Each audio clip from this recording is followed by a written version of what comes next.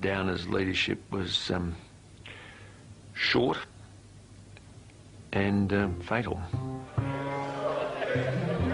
Downer vows a fresh start. How are you going over there, Curly? Old darling?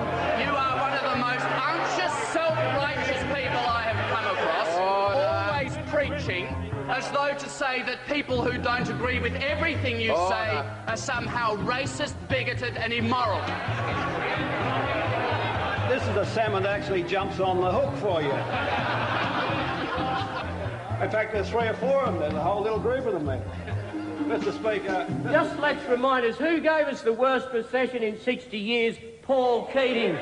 Who gave us the highest unemployment since the Great Depression? Paul Keating. Who gave us the highest current account deficit on record? Paul Keating. Who gave us the highest level of foreign debt since the Great Depression? Paul Keating. Who gave us the highest... Oh, it's all right for him to do it, but it's not all right for me. It's all right for him, but not all right for me. Mr. Speaker, we know what he said, and what he said is the same sort of thing the Shadow Treasurer said before Christmas when he advocated up to... Well, don't be too noisy over there.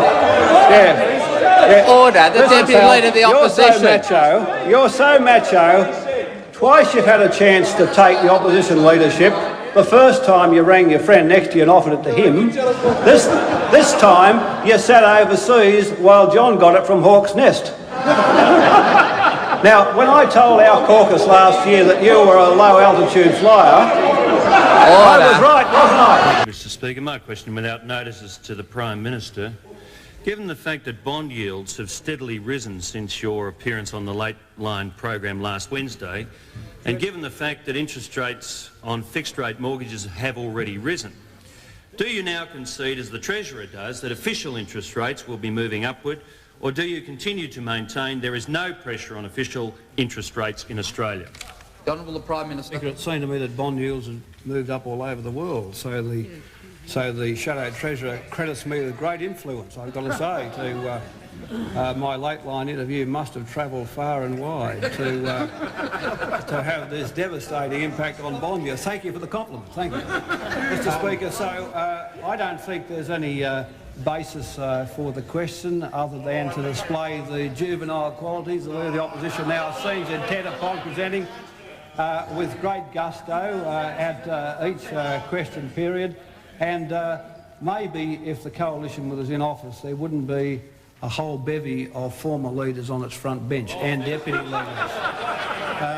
There they sit, alone and palely loitering. The Honourable Member for Honourable Prime Minister. Yeah, Mr. Speaker, I can... well, what a lightweight question. 1 month's numbers. 1 month's numbers. Mr. Speaker, I mean, if this is the new team, well.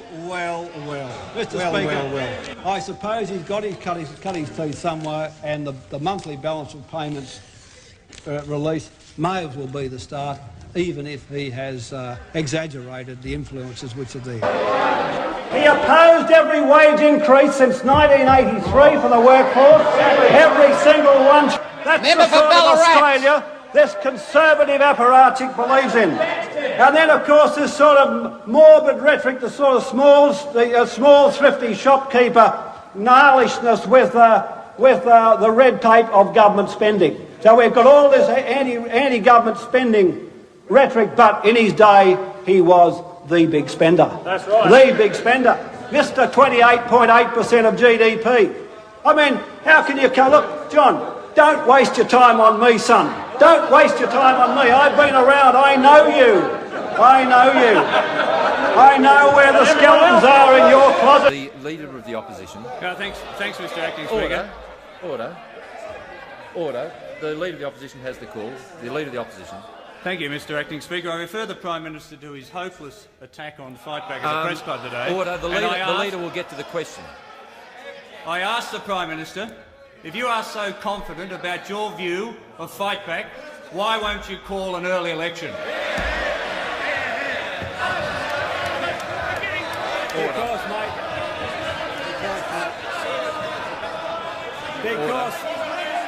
Order. The answer is, mate, because I want to do you slowly. I want to do you slowly. I know. There's got to be a bit of sport in this for all of us. There's got to be a bit of sport in this for all of us.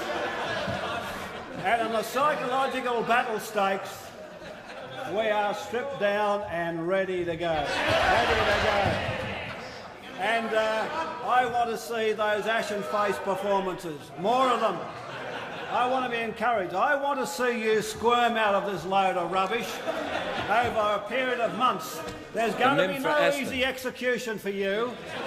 No easy execution for you. You've perpetrated one of the great mischiefs on the Australian public with this thing, trying to rip away our social wage, trying to rip away the Australian values which we built in our society for over a century.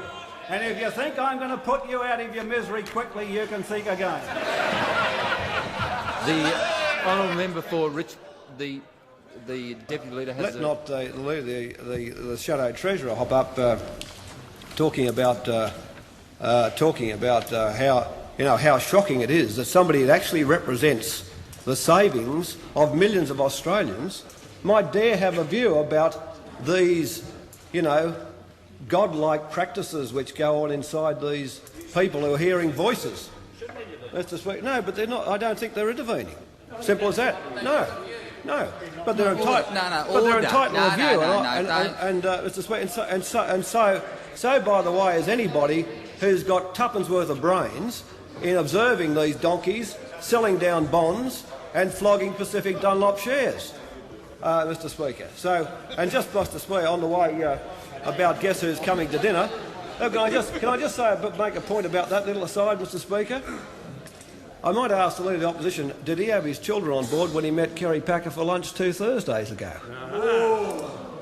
In his guess who's coming to lunch? Or was it just you and Kerry? Was it a nice little meeting? How did Kerry treat you? Well, I hope. One Sydney boy to another. Better he treats me, eh? Yeah, good. Good on you, John. The honourable member for Patterson. I knew someone they had grey hair. I actually knew the Leader of the Opposition before the Liberal Party gave him a makeover in the 80s, when he had those Menzian eyebrows, before they gave him the Bugs Bunny teeth, before when he used to speak without lisping or spitting. I knew him then, Mr. Speaker. I knew him then. So, Mr. Speaker, I don't think the Opposition ought to go on about the complexion of people here, because, Mr. Speaker, we do know all about, Mr. Speaker, ageing. My colleagues and I said, where are you going to get round the policy? He said, I'll get round the policy. At that stage, we'd had 10 minutes of abuse of the government. 10 minutes of abuse. Abuse which said that I'm despicable and gutless. Now, you can't have a second go. Point of order. You can't have a second go. Glass jaw. You can't have a sensible debate on this issue. Pick up the policies that are there. What are you talking about? I mean, you talk about a glass jaw, you get 1 minute of criticism and you've got to get up to try and take a point of order. Then you said I won't debate you. I've offered you 7:30 tonight on the 7:30 report tonight. You know I have, and you'll probably squib that. And maybe I might goad you into it. Yes, you believe in families. You arrogantly believe that you can speak for families, as if there's something you know about families that the rest of us don't. Yet, you believe you say in families, but you don't believe in family support. You don't believe in payments to low-paid families. You don't believe in a family allowance supplement, additional family payment. You don't believe in Medicare.